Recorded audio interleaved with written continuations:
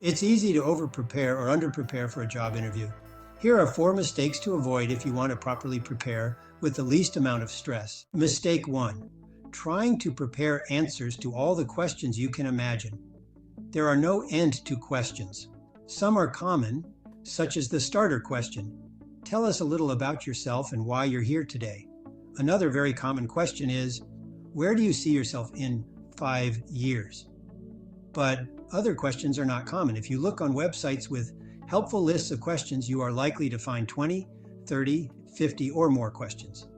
Most are realistic and relevant, but don't let that get you nervous. You don't need to prepare for every possible or even every likely question. In fact, I'd recommend thinking about this very differently. Instead, focus mostly on preparing a few solid, relevant stories, well-told examples of your experiences and successes, each of which can be used to answer lots of questions.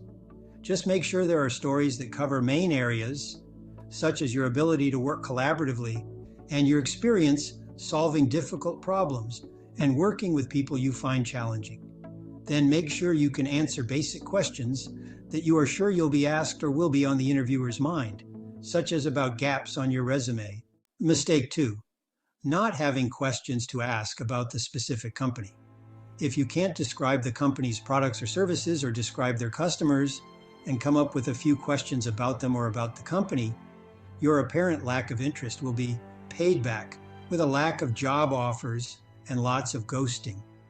One client of mine mentioned a few key points she liked about a tech company's key product. The interviewer then proceeded to quiz her to see if she could answer questions about the product that a customer might ask. She was prepared and offered thoughtful answers, or had good questions to ask the interviewer about the product. She got the job. It was unusual, but it wasn't a very hard thing to do.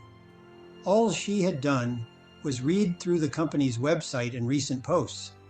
Not too much to expect from a potential employee. Mistake 3. Thinking it's all about you. The opposite is true. Yes, you want to come off as wonderful, but wonderful means you are meeting the needs of the people in the company.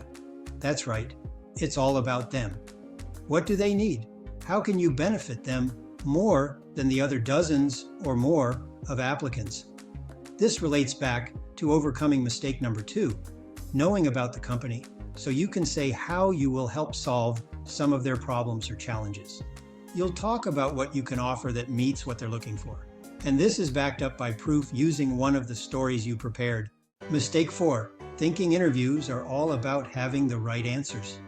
Your resume and cover letter probably had enough of the right answers in the sense of showing you possess the right requirements.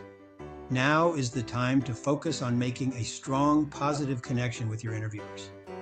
If you can answer all the questions intelligently but seem distant or disinterested, you won't be hired. You need to relate to the people as people. The content of your answers, while very important, is still secondary to showing you are a person who people will want to be with and work with 40 hours a week, and especially when deadlines and problems appear.